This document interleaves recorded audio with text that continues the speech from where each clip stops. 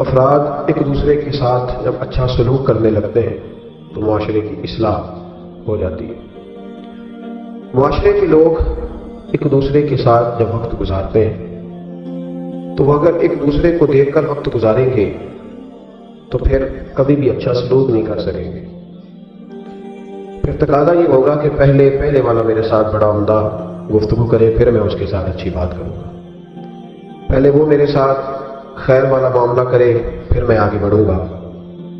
جب انسان کو دیکھ کر معاملات کرتا ہے تو پھر مشکل ہو جاتا ہے اصلاح کا ہونا، اور جب انسانوں کے بیچ اللہ کی ذات آ جاتی ہے، جب انسانوں کے درمیان رب کریم کی ذات آتی ہے، رسول رحمت صلی اللہ علیہ وسلم کی ذات عالی مرتبت آتی ہے، پھر انسانوں کا انسانوں کے ساتھ رویہ اسلام والا ہو جاتا ہے، پھر آسانی ہو جاتی ہے، پھر زیادہ مشکل نہیں ہوتا۔ معاشرے کی اصلاح کے لیے لوگوں نے مختلف طریقے اختیار کیے ہیں، جدید قسم کے تالے آ گئے تاکہ کوئی چوری نہ کرے۔ اب لوگوں نے کیمرے لگوا لیے کہ ہر چیز ریکارڈ میں رہے، چور کا پتہ چل جائے۔ اور چور اب جب چوری کرنے آتا ہے تو وہ پہلے جب آیا کرتے تھے تو ٹیلی فون کی تار کاٹتے تھے، اب وہ کیمرے کو توڑتے ہیں، اس کی تاریں کھینچتے ہیں۔ امریکہ کے اندر ایک دفعہ 1 گھنٹے کے لیے لائٹ کا فالٹ ہوا تھا تو چند جگہوں پر لاکھوں ڈالر کی چوریاں ہو گئی کیونکہ کیمرے بند ہو گئے۔ لوگوں نے سمجھا اب دیکھنے والا کوئی نہیں، چوری ہو گئی۔ اسلام بڑا اصیل مذہب ہے۔ اسلام کہتا ہے کہ کیمرے کی آنکھ بھی بند ہو سکتی ہے، انسان بھی سو سکتے ہیں، تو اس رب سے ڈر جا جسے نہ نیند آتی ہے نہ اونگ آتی ہے۔ ایک پکا کیمرہ تیرے اوپر فٹ ہے تو اس کا خیال کر۔ جب لوگ لوگوں سے ڈر کے نیکی کرتے ہیں تو وہ جزوی طور پر نیک ہوتے ہیں، وقتی طور پر۔ اتنی دیر لوگ موجود رہیں گے نیک رہیں گے، اور جب لوگوں سے اوجھل ہو جائیں گے پھر حالات خراب ہو جائیں گے۔ اس لیے اعلیٰ حضرت فاضل بریلوی رضی اللہ تعالیٰ عنہ سے کسی نے پوچھا تھا کہ نیک کون ہوتا ہے؟ میری بات کی سمجھ آ رہی ہے آپ حضرات کو؟ یہ میرا خیال ہے ویڈیو والا ویڈیو دے ہی دے گا، آپ تھک نہ جائیں ایک ہاتھ کھڑا رکھ کے، یہ آپ کو دے دے گا انشاءاللہ تعالیٰ۔ میرا خیال ہے کہ خیر والا معاملہ ہے، مل جائے گی آپ کو، اللہ آپ کو جزائے خیر۔ آپ تھک جائیں گے، اور ضروری تو نہیں نا ہر آدمی کو کیمرے کی آنکھ سے دیکھنا، کبھی کبھی ڈرا کے بھی دیکھ لینا چاہیے۔ اللہ آپ کو جزائے خیر عطا فرمائے۔ پھر وہ میسج آتے رہتے ہیں تو پھر بندہ وہ بھی پڑھنے لگ جاتا ہے تو الجھ جاتا ہے، اس لیے تھوڑی دیر توجہ رکھیں۔ اللہ تعالیٰ آپ کو جزائے خیر عطا فرمائے۔ یہ لائٹیں کم از کم بند کر دیں، آنکھوں میں پڑتی ہیں۔ میرے بھائی، اعلیٰ حضرت رحمۃ اللہ علیہ سے کسی نے پوچھا تھا کہ نیک کون ہوتا ہے؟ نیک کون ہوتا ہے؟ جو مائک کے آگے آ کے بڑی اچھی باتیں کرے، پگڑی بڑی صاف باندھے، جو لوگوں پہ یہ روب ڈالنے میں کامیاب ہو جائے کہ میں تم میں سے اچھا ہوں۔ نیک کون ہوتا ہے؟ تو اعلیٰ حضرت رحمۃ اللہ تعالیٰ علیہ فرمانے لگے، یہ یاد رکھنا ہے آپ۔ اعلیٰ حضرت فرمانے لگے نیک وہ ہوتا ہے جس کی تنہائیاں صاف ستھری ہوتی ہیں، تنہائی جس کی پاک صاف۔ لوگوں کے سامنے تو سارے نیک ہوتے ہیں، میں یہاں آیا ہوں تو میں نے کپڑے بدلے ہیں، وضو کیا ہے، دستار باندھی ہے، خوشبو لگائی ہے، لیکن مزہ تو تب ہے نا کہ جب میں صبح اٹھوں فجر کی نماز کے لیے، صبح فجر کے لیے جب میں اٹھوں تو پھر بھی میں یہ دیکھوں کہ میں اللہ کی بارگاہ میں جانے لگا ہوں، مجھے پھٹا لباس پہن کے نہیں جانا چاہیے۔ اب میں کئی دوستوں سے پوچھ لیتا ہوں، ملنے آتے ہیں تو میں پوچھتا ہوں مسجد کی ٹوپی پہن کے ولیمے پہ بھی جاتے ہو، بارات کے ساتھ بھی جاتے ہو؟ کہتے نہیں جی نہیں۔ تو میں کہتا ہوں جو لباس پہن کے تو شادی میں جانا پسند نہیں کرتا، مسجد میں کیسے آ گیا؟ وہ ٹروزر پہن کے جو تو منگنی میں جانا پسند نہیں کرتا، تو نے کیسے پسند کیا؟ اللہ کے سامنے کھڑا ہو گیا وہ پہن۔ تو نیک وہ آدمی ہوتا ہے جس کی تنہائی صاف ستھری ہوتی ہے۔ اللہ کریم نے قرآن پاک میں فرمایا وَلِمَنْ خَافَ مَقَامَ رَبِّهِ جَنَّتَانِ، فرمایا جو اللہ کے سامنے کھڑا ہونے سے ڈرے گا اللہ اسے 2 جنتیں عطا کرے گا۔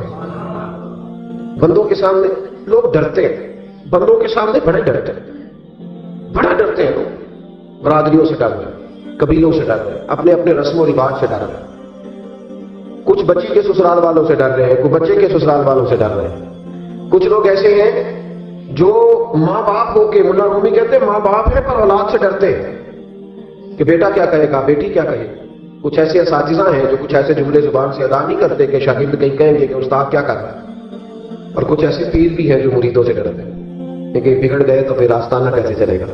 ڈر رہی ہے دنیا، ڈر رہی ہے، سب سے ڈرتے ہیں۔ سن لو، میرے نبی پاک علیہ السلام نے فرمایا، یہ مصطفیٰ کریم کے جملے ہیں، یہ حضور کے لفظ ہیں، یہ محبوب نے ہمیں مفہوم سمجھایا ہے، اس کو سمجھ لو۔ حضور علیہ السلام نے فرمایا جو اللہ سے نہیں نہ ڈرے گا پھر وہ ہر ایک سے ڈرے گا۔ تو نہ ڈر اللہ سے، پھر تو ڈرتا ہے تو جتنا مرضی بڑا کوٹ پہن لے، تو جتنی مرضی بڑی گاڑی میں گھوم، تو جتنی مرضی اونچی سیٹ رکھ کے، اونچی کرسی رکھ کے کوٹھی بنا لے، لیکن اگر تو اللہ سے نہیں ڈرتا تو پھر تو ہر بندے سے ڈرے گا۔ تو روک ڈالے تھوڑی دیر کے لیے، غریب آدمی دبک جائے گا، پیچھے ہٹ جائے گا، لیکن میرے رسول پاک علیہ السلام نے فرمایا جو اللہ سے نہیں ڈرے گا وہ ہر ایک سے ڈرے گا، اور فرمایا جو رب سے ڈر جائے گا اللہ ساری مخلوق کا خوف اس کے دل سے نکال دے گا، پھر ختم ہو گیا، پھر کسی سے نہیں ڈرے گا۔ لیکن جب تک اللہ سے نہیں ڈرے، ہم سہمے لوگ ہیں، ہم ڈرے لوگ ہیں، ہم سارا دن ڈر کے گزارتے ہیں۔ اگر ہمیں لوگوں کا ڈر نہ ہو، ہم تو سویرے اٹھ کے ٹوتھ پیسٹ نہ کریں، مسواک نہ کریں، ہم تو ڈرتے ہیں کہ لوگ کہیں گے دیکھو اس کے منہ سے بدبو آ رہی۔ ہم ڈر کے سارے کام کریں۔ کسی کی شادی میں اس لیے جاتے ہیں کہ برادری ناراض ہو جائے گی کہ خود ہم اس کے ہاں گئے تھے تو یہ آیا کیوں نہیں۔ ہم تو بھائی تعزیت کرتے ہیں لوگوں سے ڈر کے۔ یاد رکھو یہ زمانہ بھگا کے تھکا دے گا، یہ راضی نہیں ہوگا۔ آپ بھاگتے رہیں، لوگ دیواروں تک، قبروں کی دیواروں تک چلے گئے، پر یہ دنیا کی محبت اس طرح کی ہے جس طرح بھیڑوں کی محبت ہوتی ہے۔ اس طرف والی بھیڑوں کو گھیر کے لاؤ تو ادھر والی نکل جاتی ہیں، ادھر والی کو گھیر کے لاؤ تو ادھر والی۔ یہ مولا علی شیر خدا کا فرمان ہے۔ آپ فرمایا کرتے تھے یہ نکل جائیں گے۔ کب تک بندوں کو راضی کرو گے؟ کب تک راضی کرو گے؟ ادھر والے رشتہ داروں کو ناراض کرو گے، راضی کرو گے تو ادھر والے ناراض ہو جائیں گے، ادھر والے دوستوں کو راضی کرو گے تو پیچھے والے بگڑ جائیں گے۔ تو حضور پھر کیا کریں؟ آپ فرمانے لگے ایک رب کو راضی کرو۔ ان الذین آمنوا وعملوا الصالحات سیجعل لهم الرحمن ودا۔ فرمایا اگر رب رحمان تم سے راضی ہو گیا تو لوگوں کے دلوں میں تمہاری محبت پیدا فرما دے، پھر لوگوں کے دلوں میں تمہاری محبت۔ اللہ کا خوف پیدا کریں، ڈرا کریں اللہ تعالیٰ سے، یہ ذہن بنائیں کہ میرا مالک مجھے دیکھ رہا ہے۔ حضرت جنید بغدادی رحمت اللہ تعالیٰ علیہ فرماتے ہیں جب میں اپنے ماموں سے مرید ہوا نا حضرت سر سختی سے، تو میں نے ان سے وظیفہ پوچھا۔ لوگ کہتے ہیں کہ کامل پیر نہیں ملتا، تو میں کہا کرتا ہوں کہ مرید ہی کوئی نہیں ملتا، کوئی مرید نہیں، سارے تویزوں والے ملتے ہیں۔ کہتے ہیں حضرت صاحب آپ مہربانی کریں ایسی پھونک مارے کہ سویرے اٹھوں تو میرے پلنگ کے نیچے 2 توڑے نوٹوں کے پڑے ہوئے ہو۔ تو یہ حضرت صاحب کو یہ والی پھونک آتی ہوتی تو اپنے پلنگ پہ نہ مار لیتے، تیرے پلنگ پہ مارنا تھی ان کو یہ پھونک۔ کہتے کوئی ایسا کام چلے کہ وہ پیسہ ہی پیسہ ہو جائے۔ تو میں نے کہا یہ جو تجھ سے 1000 روپیہ لے رہا ہے، 2000 لے رہا ہے، اگر یہ پھونک ہوتی تو یہ پہلے اپنی پٹاری پہ مارتا۔ بھائی طریقت اور تصور کس چیز کا نام رکھا ہے؟ پہلی بات تو یہ ہے کہ مرید کا وہ تصور ہی نہیں کہ میں نے معرفت الہی حاصل کرنی ہے، میں نے اللہ کی بارگاہ تک جانا۔ رویہ بالکل دوسرا ہے۔ جب میرا رویہ یہ ہے تو پھر سامنے والے کا بھی تو وہی ہوگا نا۔ اس لیے کہ جیسی میری نیت ہوتی ہے لوگ بھی مجھے ویسے ہی ملا کرتے ہیں۔ حضرت جنید بغدادی کہتے ہیں جب میں اپنے مرشد گرامی حضرت سری سکتی رحمت اللہ علیہ کی بارگاہ میں گیا، مرید ہوا تو میں نے وظیفہ پوچھا، تو حضرت نے مجھے وظیفہ بتایا۔ وظیفہ توجہ ہے میری بات پر؟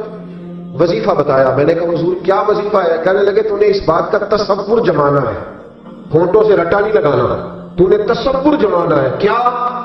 تو نے تصور جمانا ہے کہ اللہ میرے ساتھ ہے اور اللہ مجھے دیکھ رہا ہے، اللہ میرے ساتھ ہے اور اللہ مجھے، یہ رٹا نہیں لگانا لفظوں کے ساتھ، اس کا تصور جما، اللہ میرے ساتھ ہے اور اللہ مجھے، اس پر غور کا، اس کا رٹا لگا۔ پتہ ہے نیک کون ہوتا ہے، پرہیزگار کون ہوتا ہے؟ نماز پڑھنے والے کو نمازی کہتے ہیں، نیک نہیں کہتے۔ حج کرنے والے کو شریعت نے اسے حاجی کہا ہے، پرہیزگار نہیں کہا۔ زکات دینے والا، صدقہ دینے والا سخی ہے، پرہیزگار کس کو کہتے ہیں؟ متقی کس کو کہتے ہیں؟ جو گناہ سے بچتا ہے، جو اللہ سے ڈرتا ہے، جو محتاط زندگی گزارتا ہے، جو بے تکے جملے نہیں بولتا، جو بے تکی سوچے نہیں سوچتا، جو فضول سوالات نہیں کرتا، جو مبہم زندگی نہیں گزارتا، جو اپنے وقت کو ضائع نہیں کرتا، جو کبھی بھی اس رستے پہ نہیں پڑتا جس رستے پہ اسے کوئی کام نہ ہو، جو بڑھ بڑھ کے آگے اپنا آپ دکھاتا نہیں، جو ہر روز بھاگ بھاگ کے اس طرف نہیں ہوتا کہ کوئی مجھے بھی جاننے لگ جائے، کوئی مجھے بھی سمجھنے لگ جائے، وہ متقی نہیں۔ متقی تو وہ ہے جو گناہ سے بچے، اللہ سے ڈرے۔ حضرت عبداللہ بن عمر رضی اللہ تعالیٰ عنہ فرماتے ہیں کہ میں مدینہ منورہ سے نکلا ایک سفر کے لیے، میں نے کچھ کھجوریں، کچھ سرکہ، کچھ خشک چیزیں ساتھ رکھ لی کیونکہ سفر لمبا تھا۔ فرماتے ہیں کہ میں ابھی کچھ فاصلہ میں نے مدینے کا طے کیا تو ایک صحرا ہے، دوپہر کا وقت ہو گیا تو میں کھانا کھانے لگا۔ رمضان کا مہینہ نہیں تھا، محرم سفر کے ایام چل رہے تھے۔ میری باتیں سمجھ تو آ رہی ہے نا؟ اب رات کو سب کو آ رہی ہے؟ اللہ کو جزا عطا فرمائے۔ کہتے میں دوپہر کے کھانے کے لیے وہاں رکا، میں نے وہ کھجوریں نکالی، सिरका निकाला, खाने लगा तो एक चरवाहा बकरियां चराता चराता आ गया। वो नौजवान था, उसके चेहरे पर मैंने बड़ी रोशनी देखी। गरीब आदमी था, बकरियां चराता था। हम लोग भी जब खाना खाने बैठते हैं तो कोई आ जाते हैं तो उसको दावत देते हैं, भाई आ जा तू भी खाना खाने। कहते मैंने उससे कहा कि मियाँ आ जा रोटी खा लो। कहने लगा नहीं, अल्लाह आपको जला दे। मेरा दिल चाहता था कि कोई मेरे साथ खा ले। अल्लाह के बंदों की ख्वाहिश होती है ना कोई मेहमान मिल जाए। फरमाते मैंने दोबारा कहा भाई आ जाओ खा लो। कहने लगा नहीं हुजूर अल्लाह आपको जला दे। मैंने दोबारा तीसरी दफा इसरार किया, मियाँ थोड़ी सी खा ले। कहने लगा हुजूर इसरार ना करे, मैंने रोजा रखा हुआ है। आज मजदूर जो है ना उन सब ने रट्टा लगा के सबक याद किया है कि मैं चूंकि मेहनत करता हूं तो मैं नाम ही रखूं तो खैर है। रमजान के रोजे भी मजदूर छोड़ देते हैं। अल्लाह किसी शख्स पर वो बोझ नहीं डालता जो वो उठा ना सके। रब बंदों से प्यार करते, उसे पता था इन्होंने मजदूरियां करनी। मजदूर रोजा रख के देखे, वो देखे उसे कुछ भी नहीं होगा। हुजूर ने तो कहा सौमु तसफ़ु, तुम रोजा रखो अल्लाह तुम्हारी सेहत में इजाफा कर देगा, ये तो तंदुरुस्ती वाला काम है। कहने लगा हुजूर रोजा रखा हुआ है। हज़रत अब्दुल्लाह इब्न उमर रज़ियल्लाहु तआला अन्हु कहते मेरे दिल में ख्याल आया पता करूं कि सिर्फ रोजेदार है कि नेक भी है। सिर्फ रोजेदार है कि नेक भी है, सिर्फ नमाजी है कि नेक भी है, सिर्फ हाजी है कि अल्लाह से भी डरता है। जरा देखूं तो सही, आजमाऊं। आप फरमाते मैं उसके करीब गया, खाना मैंने खा लिया तो बकरियां थी उसके पास, 300-400 बकरी चरा रहा था। तो एक बकरी की पुष्ट पर मैंने हाथ फेरा, मैंने कहा बेचोगे बेचोगे बकरी? कहने लगा हुजूर मैं चरवाहा हूं, दिहाड़ी पे काम करता हूं, मजदूरी लेता हूं, इनका मालिक तो कोई और है। आप फरमाते मैं तो पहले देखना चाहता था कि नेक भी है कि नहीं। तो मैंने उससे कहा कि बकरियों के मालिक से कह देना एक बकरी भेड़िया ले गया है, कह देना मालिक से। तो आप फरमाते जब मैंने उसे देखा ना तो गरीब था, फटे हुए कपड़े थे। दामाने तवक्कुल की ये खूबी है कि उस पर पेबंद लगे होते हैं पर धब्बे नहीं होते। आप फरमाते हैं कि मैंने कहा कि कहना कि भेड़िया ले गया था। फरमाते हैं कि उसका मैंने चेहरा देखा तो दाढ़ी पर रेत पड़ी हुई थी, सर पे रेत थी, कपड़े पुराने थे, मकान भी कच्चा होगा लेकिन उसके नजरियात इतने पुख्ता, बातों में इतना असर। फरमाते उसने गौर से मेरा चेहरा देखा और फिर उसने बकरियों को छड़ी मारी और बकरियां चलने लगी। वो मैंने कहा मेरे सवाल का जवाब नहीं दिया। तो कहने लगा हुजूर मैं बकरियों के मालिक को तो कह दूंगा भेड़िया ले गया है, और जब कायनात का मालिक पूछेगा तो फिर क्या जवाब दूंगा? जब अर्श का मालिक पूछेगा तो फिर क्या जवाब दूंगा? अल्लाह भी तो पूछेगा ना, तो अल्लाह को क्या बताऊंगा? हज़रत अब्दुल्लाह इब्न उमर रज़ियल्लाहु एक तकरीर होती है, मैं लच्छेदार खिताब करूंगा, मैं बड़ा जबरदस्त असर डालूंगा आप। और भाई ज्यादा इनकलाब तो अमल से आता है, ज्यादा इनकलाब तो अमल से आता है, ज्यादा तो 2 मिनट में लोग इनकलाब। हज़रत अब्दुल्लाह इब्न उमर कहते हैं उसने कोई तकरीर नहीं करी, तकरीर भी असर करती है, इसका भी फायदा होता है, ये भी दिल साफ कर जाती है, इसमें शक नहीं। लेकिन जो अमल के साथ तासीर होती है उसका तो हुस्न ही निराला है। बात जो दिल से निकलती है असर रखती, पर नहीं ताकत परवाज मगर रखती है। तो कहते वो एक जुमला उसने कहा कि अल्लाह पूछेगा तो क्या जवाब दूंगा? तो आप फरमाते मैं कांपने लगा। हजरत अब्दुल्लाह इब्न उमर, और ये वो शख्स है जिनको नबी पाक ने कहा राजुल सालिह, अब्दुल्लाह बिन उमर नेक आदमी है, हुजूर ने कहा नेक आदमी है। हजरत अब्दुल्लाह इब्न उमर कहते मेरे वजूद के रोंगटे खड़े हो गए। मैं सफर पर नहीं गया बल्कि मैं वहीं से वापस हो लिया और मैं सीधा उस शख्स के मैंने मालिक का पता किया किसकी बकरियां चराता है। फरमाते मैंने मालूमात करके पहले वो गुलाम खरीदा, फिर वो 400 के लगभग बकरियां खरीदी, फिर मैंने उसे बुला के वो बकरियां तोहफे में दी। तो मुझे कहने लगा ये क्या है? तो मैंने कहा तूने कुरान नहीं पढ़ा? अल्लाह सूरह तलाक में फरमाता है कि तुम मुझसे डर जाओ, मैं हर मुश्किल से निकलने का तुम्हें रास्ता दे दूंगा, वयरज़ुक़हु मिन हैसु ला यहतसिब, और तुम्हें वहां से रोजी दूंगा जहां से तुम्हारा कभी गुमान भी नहीं गया होगा। फरमाया तू जो कि अल्लाह से डरता था तो ये रब करीम ने तुझे रोजी अता फरमाई है, ये बकरियां अब तेरी हैं। भाई खुदा अल्लाह से डरना सीखे, रब करीम का खौफ पैदा करें। आप यकीन करें मैं पुलिस की बात नहीं करता, MNA की MPA की बात नहीं करता, लेकिन गरीब भी जब अपनी बहू को ताना देने पे आता है तो हौसला नहीं करता, एक आध बात पे सब्र नहीं करता। गरीब के हाथ में भी जब डंडा आता है और किसी गरीब से जब वो झगड़ा करता है तो वो भी फाड़ देता है सर और तोड़ देता है हड्डियां। हम बड़े सख्त होते हैं। जरा थोड़ी देर साइलेंट कर दे मोबाइल, अल्लाह आपको ज्यादा अता फरमाए। सुने मेरे अजीज, खौफ खुदा पैदा करें, लफ्जों पे पाबंदी लगाना सीखें, ऐसे जुमले जुबान से अदा ना करें जो सामने वाले को सारी रात सोने ही ना दे, ऐसी बातें ना करें जो इतनी तकलीफ का सबब बन जाए कि फिर हमारे लिए आजमाइश हो जाए आने वाले वक्त में। मेरे नबी पाक अलैहिस्सलाम ने हमें खौफ खुदा का रास्ता दिखाया, हमें बतलाया है पाक साफ जिंदगी गुजारना चाहते हो तो अब से रब से डरो। एक बुजुर्ग थे बगदाद के, शेख हसन उनका नाम था। वो जब नमाज की इमामत करते ना, بغداد کی جامع مسجد کے امام تھے. جب امامت سے فارغ ہوتے تو کہتے ہیں اللہ میرے شہر کے اس تاجر کی 2 بیویوں پہ اپنا رحم فرما. اے اللہ میرے شہر کے اس تاجر کی 2 بیویوں پہ اپنا. وہ شاگرد اکثر سنتے کہ ہر نماز کے بعد استاد کی دعا کرتے ہیں. شاگرد پوچھتے حضور اس تاجر کی وہ بیویاں, نہ تاجر کا نام نہ بیویوں کا پتہ. آپ فرماتے تمہیں کیا, میں دعا کرتا ہوں جس رب کی بارگاہ میں کرتا ہوں اس رب کو تاجر کا بھی پتہ ہے, بیویوں کا بھی پتہ ہے. تو ایک دن سارے شاگرد اکٹھے ہو کے بیٹھے, استاد جی آج بتائیں تو صحیح معاملہ کیا ہے, آج ذرا آپ بات تو کریں, معاملہ کیا ہے, وہ کون سا تاجر, کون سی بیویاں. تو شیخ حسن فرمانے لگے کہ بغداد کا ایک تاجر تھا, بے اولاد تھا. اللہ اکبر. تو وہ اکثر تجارت کی غرض سے ملک شام جایا کرتا تھا. اس کی اولاد نہیں تھی, کئی مہینے اسے ملک شام میں رہنا پڑتا تھا. اس کے دل میں خیال آیا کہ میں یہاں ایک نکاح نہ کر لوں, میرے پاس اتنی مال و دولت ہے. تو وہ گیا, اس نے وہاں جا کے ایک شادی کر لی, مکان بنا لیا, نکاح کر لیا. پہلی بیوی کو بتا نہ سکا. یہ جو خواتین ہوتی ہیں بڑی جاسوس ہوتی ہیں, انہیں پتہ چل ہی جاتا ہے.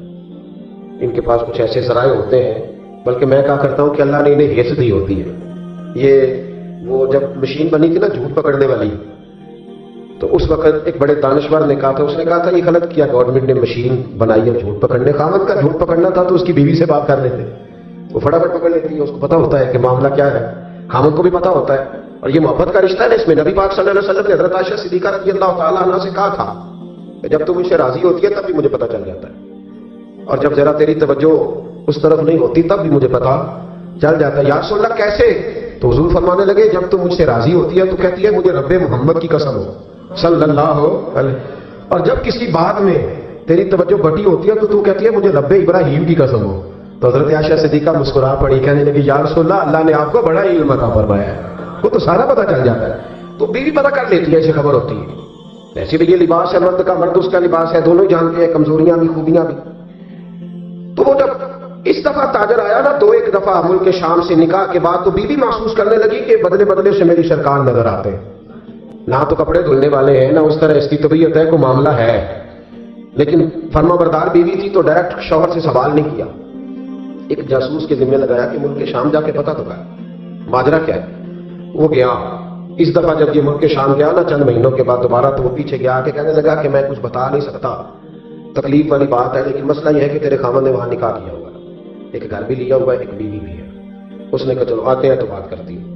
لیکن اب کہ جب یہ آیا نا واپس ملک شام سے, تو بڑا شدید بیمار ہو کے آیا, شدید بیمار. خاتون کہتی ہے مجھے پوچھنے کا موقع ہی نہ ملا, وہ بیمار ہی اتنا تھا, میں نے مناسب ہی نہ سمجھا, تیمارداری کرتی رہی, تندرست ہوگا تو بات کروں گی. اللہ نے موقع نہ دیا, وہ تاجر انتقال کر گیا. ادھر دیکھیں جی میری طرف, وہ انتقال کر گیا. اب عدت گزری تو اس بیوی نے, بغداد والی نے, اس نے اس کا کل مال, کیونکہ اور کوئی تھا ہی نہیں, یہی بیوی تھی اور بڑا مالدار تھا, اس نے کل مال جمع کیا اور پھر اس کو آدھے حصے میں بانٹا. عدت گزرتی اس نے 2 سواریوں کا بندوبست کیا, اس جاسوس کو ساتھ لیا اور اس بیوی کے پاس پہنچی جو ملک شام رہتی تھی. اللہ کرے آپ کو سمجھ آئے. اور بھائی یہ کردار مسلمانوں کا ہے. ہم آج کل پتہ کیا سمجھتے ہیں, وہ تو بڑے لوگ تھے. وہ بڑے لوگ نہیں تھے, وہ مسلمان لوگ تھے. ان کے نام کے ساتھ وہی لفظ لگتا ہے جو ہمارے نام کے ساتھ لگتا ہے. وہ بھی نمازی تھے, حاجی تھے, وہ سارا کچھ تھے. بس ہم نے نہ کہہ دیا دلی دور, ایسی کوئی بات نہیں. آج بھی ہو اگر ابراہیم کا ایمان پیدا, آگ کر سکتی ہے انداز گلستاں پیدا, اور تو فضائے بدر پیدا کر, فرشتے تیری نصرت کو اتر سکتے ہیں گردوں سے, کتار اندر کتار اب بھی. اس نے سارا کچھ رکھا, جاسوس کو ساتھ لیا اور شام, ملک شام پہنچ گئی. اس خاتون کو تلاش کیا اور تلاش کر کے کہنے لگی زمانہ نہیں جانتا کہ تو بھی وارث ہے مال کی, پر میں تو جانتی ہوں نا, میں تو جانتی ہوں نا.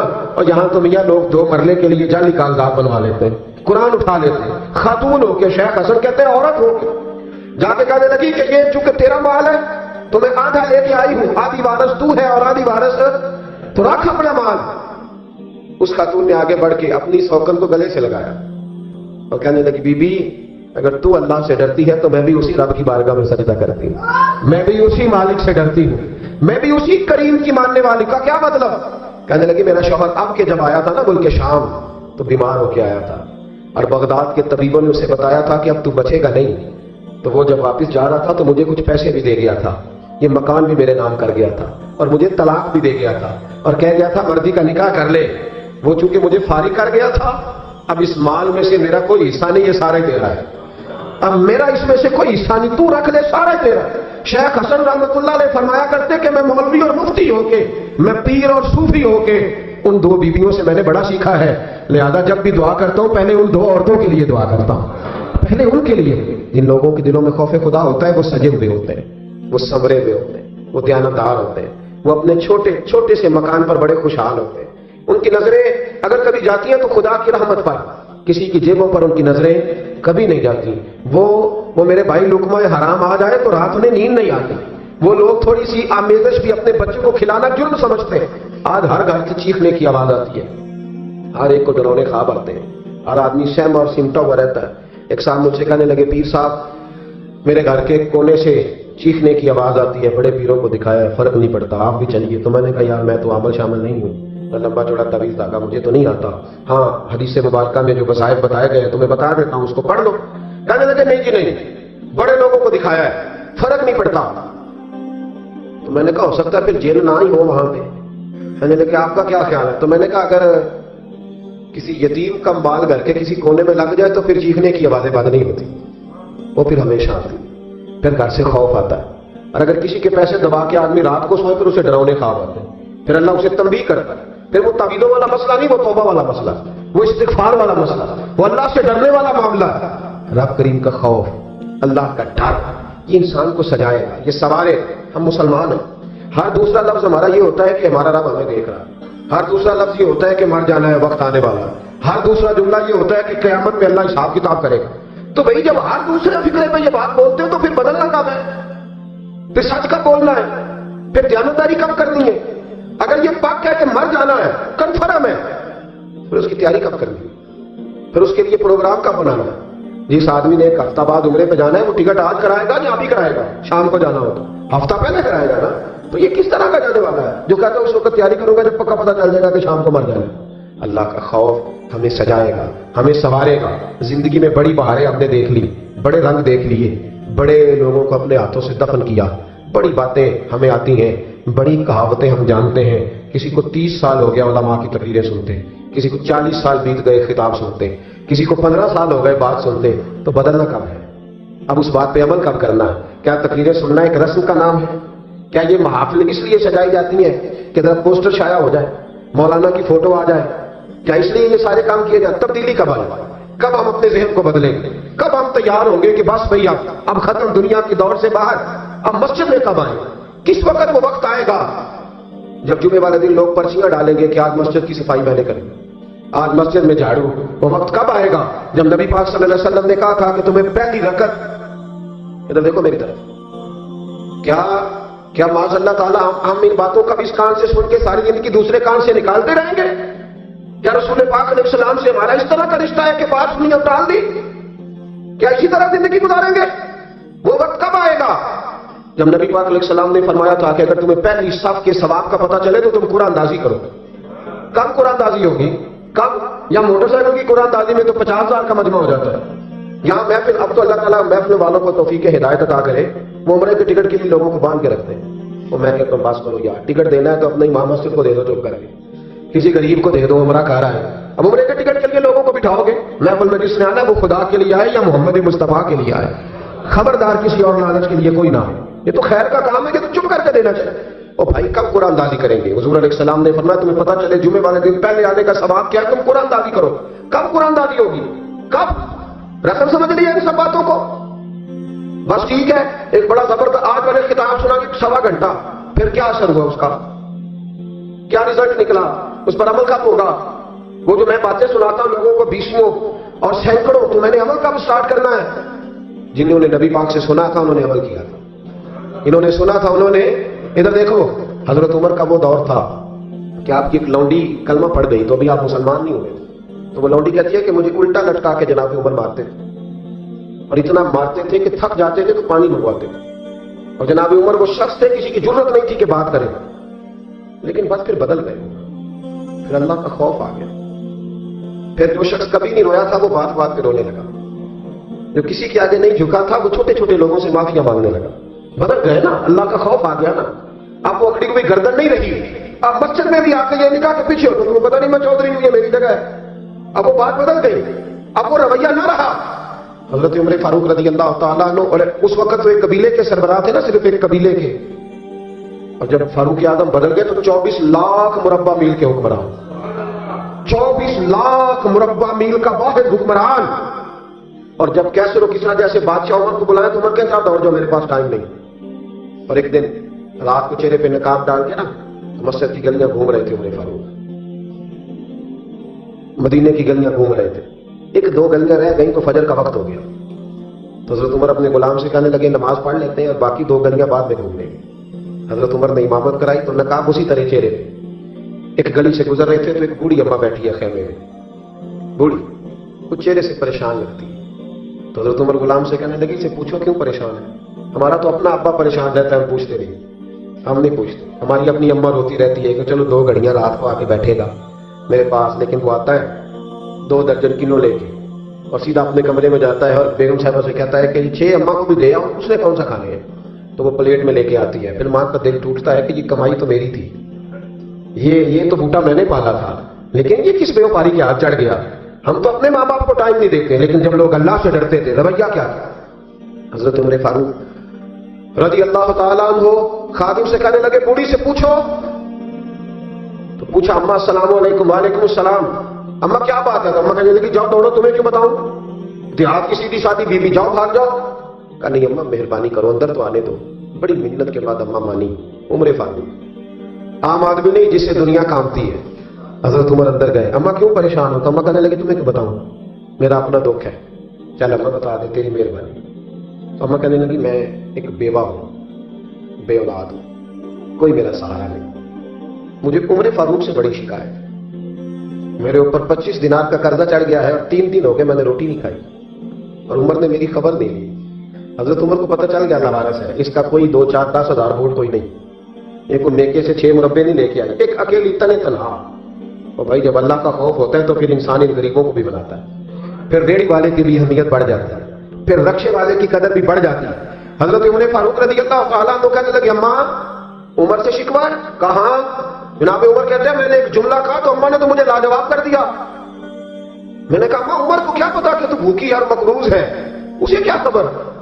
تو اماں کہنے لگی کیا کہا تم نے؟ عمر کو خبر نہیں، اسے پتا نہیں؟ تو عمر سے کہو نا چھوڑ دے حکومت، اس کے حوالے کرے جو خبر رکھ سکتا ہے. کیوں بیٹھا ہے پھر؟ ہمارے حکمران کہتے ہیں ابھی میں صدمے میں ہوں، نکلوں گا تو بات کروں گا، نہ ادھر ادھر کی تو بات کر. یہ بتا کہ قافلہ کیوں لٹا؟ مجھے راہزنوں سے غرض نہیں، تیری راہبری کا سوال ہے. ہاں تجھے جواب دینا پڑے گا. حضرت سیدنا عمر فاروق رضی اللہ تعالیٰ عنہ سے اماں کہنے لگی نہیں خبر رکھ سکتا تو حکومت کیوں کرتا ہے، چھوڑتا کیوں نہیں؟ تو حضرت عمر کہتے ہیں میں کانپنے لگا. دوڑے گئے جناب عمر. میں نے کہا اس اماں کا 6000 ووٹ نہیں کہ اس کی قدر کی جائے، یہ اماں کوئی بہت آکسفورڈ یونیورسٹی کی ڈگری ہولڈر نہیں کہ اس کی بات مانی جائے کہ لوارث اور بیوہ بیوی. عمر دوڑے گئے، گھر سے اناج کا تھیلا کندھے پہ رکھا، 25 دینار بھی دیے، پکا پکایا کھانا بھی دیا. خادم کہنے لگے حضور مجھے دے دیں میں اٹھا لیتا ہوں. تو حضرت عمر فرمانے لگے چل وعدہ کر قیامت کے دن بھی میرا بوجھ اٹھائے گا.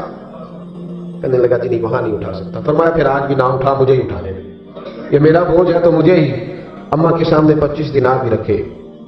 پھر اماں کو حضرت فاروق اعظم نے 2 مہینے کا راشن بھی دیا، پھر پکا پکایا کھانا بھی دیا. معمولی آدمی کی بات نہیں کر رہا، 24 لاکھ مربع میل کا حکمران. حضرت عمر مدینے میں بیٹھ کے کبھی للکار دے تو کیسر و کسریٰ کی ٹانگیں کانپے. جناب عمر فاروق رضی اللہ کھانا کھلا کے اماں چارپائی پہ تھی تو عمر نیچے بیٹھ گئے. کہنے لگے اماں چل عمر کو معاف کر دے، چل جانے دے، کوئی حرج نہیں، بیچارے کو پتہ نہیں چلا. تو اماں کہنے لگی تو نے پھر عمر کا ذکر چھیڑ دیا. بیٹے میرے گھاؤ بڑے گہرے ہیں، میرے زخم بڑے سخت ہیں، کلیجہ پھٹے تو تجھے دکھاؤں کتنی تکلیف میں ہوں. میں تو پکا ہوا پھاٹوں، کسی وقت بھی دنیا سے چلی جاؤں گی. میں نے عمر کو معاف نہیں کرنا. جب میں قبر میں جاؤں گی نا، نبی کریم علیہ السلام آئیں گے تو میں عمر کی شکایت کروں گی. میں کہوں گی حضور اس سے پوچھئے یا رسول اللہ بیوہ اور بوڑھی کا خیال ہی نہیں کیا. تو آپ کے غلام کہتے ہیں میں نے عمر کو کبھی اتنا روتے نہیں دیکھا جتنا آج روئے. کہنے لگے اماں عمر کو میں جانتا ہوں وہ کمزور ہے، یہ شکایت نہ لگانا، وہ کمزور ہے، مقابلہ نہیں کر سکے گا، یہ شکایت نہ لگانا، چل معاف کر دے. تو اماں کہنے لگی اچھا تو مجھے کچھ اچھا لگتا ہے، جا تیری خاطر عمر کو معاف کیا، تو پیارا لگا ہے، جا معاف کیا، تیری خاطر معاف کیا، تیری خاطر عمر کو معاف کیا. حضرت عمر فاروق کہنے لگے مجھے لکھ کے دو. کون اتنے جتن کرتا ہے؟ کون؟ کسی سے کہنا کہ اپنی اماں کو منا لے تو کہتے ہیں نہیں میری غلطی کوئی نہیں تو بناؤ کس بات پہ. हमें तो 20 दलीलें आती हैं। जा अब्बा के पैर पकड़ ले, पता है नबी पाक अलैहिस्सलाम ने फरमाया जिसका बाप राजी होगा उसी का अल्लाह राजी होगा, और जिसका बाप नाराज होगा वो सारा दिन वजीफे पढ़े उसका अल्लाह राजी। ये अबू दाऊद शरीफ की हदीस है ना जी। बड़ी मेहरबानी, पैसे ना लाइएगा। अब बात सुनिए, वो भी मैं समेटने की तरफ आ रहा हूं, खत्म कर रहा हूं, आप मेरी बात पे तवज्जो रखें। अजीज भाई, नबी करीम सल्लल्लाहु अलैहि वसल्लम ने जो अपने गुलामों की तरबियत की तो हजरत उमर फारूक कहने लगे लिख के दो, लिख दो। तो अम्मा कहने लगी आप लिखे मैं साइन कर देती हूं, आप लिख दे मैं साइन करती हूं। हजरत उमर ने लिखा फुला बिनते फुला को उमर से शिकायत थी, फिर उन्होंने उमर को माफ कर दिया। अम्मा साइन करने ही लगी थी कि मौला अली शेर खुदा आ गए, हजरत अब्दुल्ला इब्ने मसूद आ गए। ओहो उमर यहाँ बैठे हुए हो, मैं सारे मदीने में तलाश कर रहा था, यहाँ बैठे हो, वो कुछ लोग मिलने आए, निकलो। अम्मा ने सुना कि ये उमर थी तो अम्मा उठ के खड़ी हो गई। आए हाय उमर थे, आप उमर थे? तो जनाब उमर कहने लगे अम्मा तूने जो कहा ठीक कहा, लेकिन अपने वादे पे कायम रहा, ये जरा साइन कर दे। अम्मा ने साइन किए तो हजरत उमर फारूक फरमाने लगे अली आ गए हो तो बतौर गवाह तुम भी दस्तखत करो। अब्दुल्ला इब्ने मसूद तुम भी बतौर गवाह जब साइन हुए तो जनाब उमर ने रुका लपेटा और मौला अली शेर खुदा से भी फरमाने लगे अली ये रख लो, मुझे लगता है मैं तुमसे पहले दुनिया से जाऊंगा, और जब मैं पर्दा कर जाऊंगा तो ये रुक्का मेरे कफन में रख देना। अगर हुजूर अलैहिस्सलाम ने पूछा ना मेरी उम्मत के साथ क्या सलूक करके आए हो, तो रुक्का निकाल के कहूंगा या रसूलल्लाह एक बूढ़ी नाराज थी मैं उसे भी राजी करके आया, हुजूर ये मैं राजी। भाई जब तक हम अल्लाह से नहीं डरते मुआशरा इस्लाह पजीर नहीं हो सकता। जब तक ये वजीफा पक नहीं जाता कि अल्लाह मेरे साथ है और अल्लाह मुझे देख रहा है, तब तक हालात बेहतर नहीं हो सकते। जब इंसान ये वजीफा पका लेता है तो फिर चूंटी पे भी जुल्म नहीं करता, फिर वो गधे को डंडा मारते हुए भी सोचता है, फिर मेरे भाई वो फिर एहसास करता है कि जानवर की वजह से ही ना कयामत में पूछ लिया जाए। लेकिन जब अल्लाह से नहीं, हमारे ना तो मुराकबे रहे, ना हम तन्हा मुसल्ले पे बैठते हैं, ना रात को रब करीम को मनाते हैं, नमाजें हैं तो वो भी सारी दिखावे की इल्ला माशाअल्लाह। हमारे सारे मामलात में दिखावा इस तेजी से आया कि रूह का वो अजर और दिल की वो कैफियत खत्म होती जा रही है।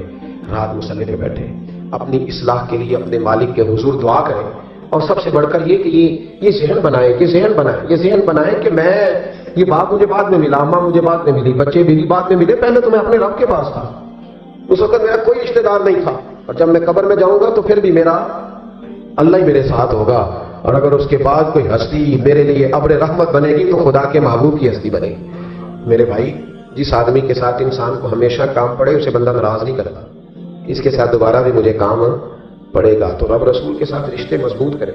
हम बड़े कमजोर होते जा रहे हैं, बातों के गोरख धंधे में जिंदा, किसी को भी छेड़ ले जितनी मर्जी बातें सुन ले, किसी शख्स से भी आप डिस्कस कर ले जो मर्जी उसे सुन ले।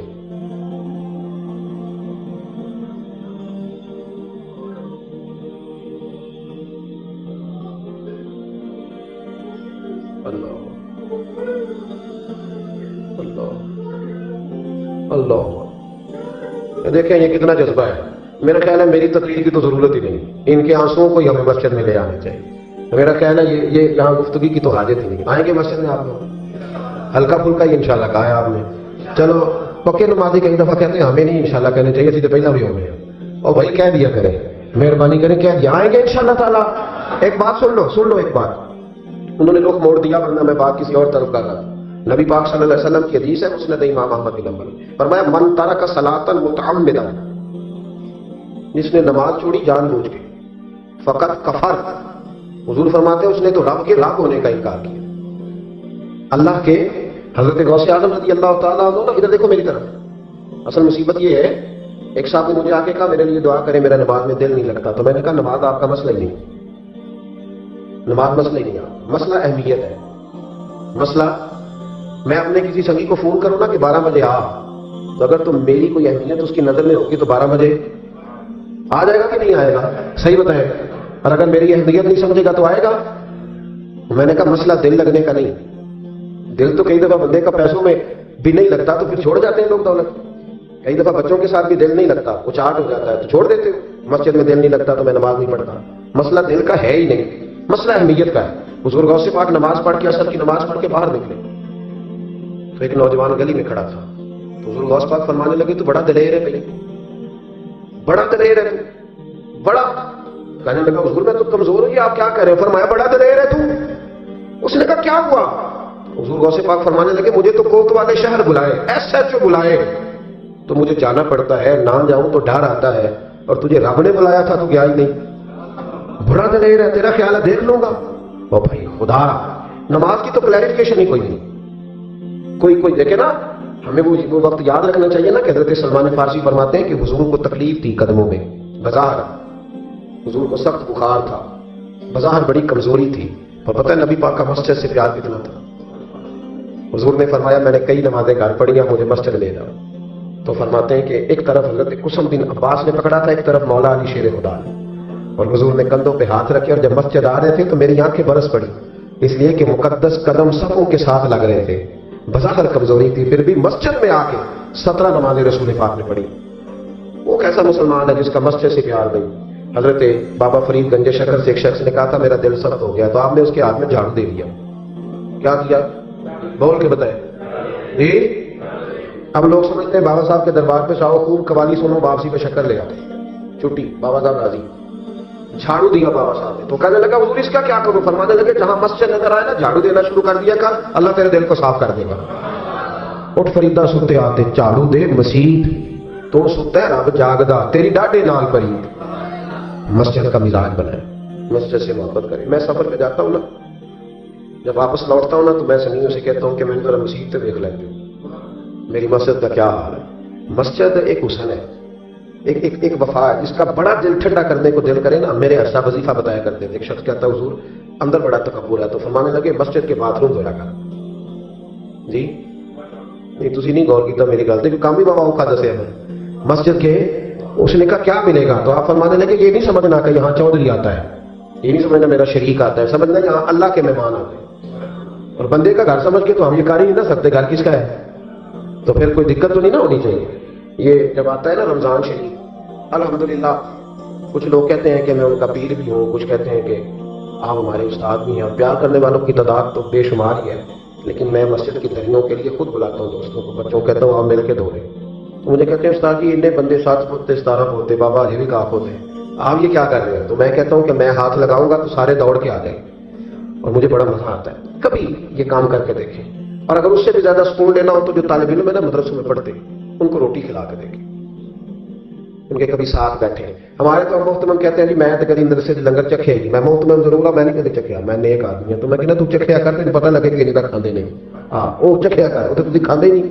آپ کے بچے تو ککڑ کڑائی کھاتے ہیں, وہ تو غریبوں کے بچے ہیں جو پتلی دال کھاتے ہیں. اس لیے مسجد سے پیار کریں, مدارس سے پیار کریں, مسجد کا کبھی ناغہ نہ کریں, مسجد کا کبھی ناغہ نہ کریں. امام شافعی فرمایا کرتے تھے جو لوگ مسجدوں میں آنے جانے کے عادی ہوتے ہیں, مسجد قیامت کے دن انہیں ڈھونڈتی پھریں گی. یا اللہ یہ آیا کرتا تھا اسے بلا, مسجدیں ڈھونڈے گی, آئیں گے انشاءاللہ تعالی.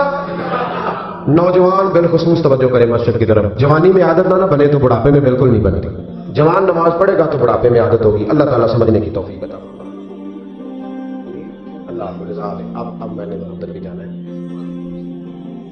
یہ تو آپ نے پہلے بھی بتایا تھا, پھر تو میں آیا ہوں تو پتا چلا کتنا فاصلہ ہے. آپ تشریف رکھیں. یہ بڑے پیارے ہیں, یہ بڑے پیارے ہیں, محبت کے ساتھ فرما دیا. محبت ہوتی ہے نا جو کھینچ لاتی ہے لوگوں کو. تو یہ گئے, تو جو بچہ ترتیب دیتا ہے تو اس نے کہا نہیں مشکل ہے, کیونکہ مشغولیت کافی زیادہ 3 دنوں میں, تو میرے پاس آئے. تو بس طبیعت میں رنگ اس طرح کا تھا, میں کیا یہ ڈھونڈا نہ کریں اس بندے جائے گا انشاءاللہ. ان کا فائدہ یہ ہوا کہ کتنے اچھے لوگوں سے ملاقات ہو, اور یہ بزم مجھے اس لیے بھی یاد رہے گی, اور یہ ہمیشہ یاد رہے گی. کسی شخص نے روک کے کہا کہ لوگ نمازی بن گئے. آپ یقین کریں میں بڑا راضی ہوا اس بات سے. یار کوئی روک کے کہہ دے, کوئی بھی ہو, دل ٹھنڈا ہو گیا, روح ٹھنڈی ہو گئی. اللہ آپ کو سلامت رکھے.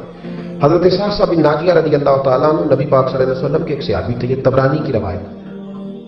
تو وہ کہتے ہیں نبی پاک کی بارگاہ میں آ کے کہ یا رسول اللہ جو دور جاہلیت میں کسی نے نیکی کی تھی اس کا بھی اجر ملے گا. تو حضور نے فرمایا کیوں, تو نے کیا کیا؟ عرض کرنے لگے یا رسول اللہ میرا اونٹ گم ہو گیا تھا, تو میں ڈھونڈتے ڈھونڈتے پہنچ گیا, ایک بوڑھے کے پاس مجھے اونٹ مل گیا. ایک روایت میں 1 اونٹ ہے, ایک میں 2 اونٹ ہیں. تو مجھے وہ اونٹ مل گئے. تو میں نے اس شخص کے پاس ابھی میں بیٹھا ہی تھا کہ کسی بچے کے رونے کی آواز آئی. تو وہ بوڑھا کہنے لگا دیکھو اگر بیٹا ہے تو رکھ لیتے ہیں, بیٹی ہے تو زندہ دفن کر دیتے ہیں. تو کہتے ہیں میں نے ان سے کہا کہ تم دفن نہ کرو, مجھے دے دو. فرماتے انہوں نے پھر مجھ سے قیمت مانگی تو میں نے وہ اونٹ دے دیے. میں 2 3 اونٹ دے کے وہ بچی لے آیا. پھر میں وہ لوگ ڈھونڈنے لگا جو بچیاں دفن کرتے تھے, میں انہیں قیمت دیتا اور بچیاں لے آیا. عرض کرنے لگے یا رسول اللہ, پھر میں نے حویلی بنائی, اس میں نے عورتوں کے ذمے لگایا بچیوں کو پالنا. 360 بچیوں کی میں نے جان بچائی. یا رسول اللہ آج کلمہ پڑھنے آیا ہوں اس کا بھی مجھے اجر ملے گا؟ تو حضور فرمانے لگے پہلا اجر تو تجھے مل گیا نا، اللہ نے کلمے کی توفیق عطا کر دی، پہلا اجر بھی تجھے مل گیا، باقی بھی اللہ تجھے خزانے کھول کے اجر عطا فرمائے گا۔ خیر کریں گے تو اللہ اجر ضائع نہیں کرتا، اللہ اجر ضائع، لیکن خیر کی عادت بنائیں، شر سے ہمیشہ بچیں۔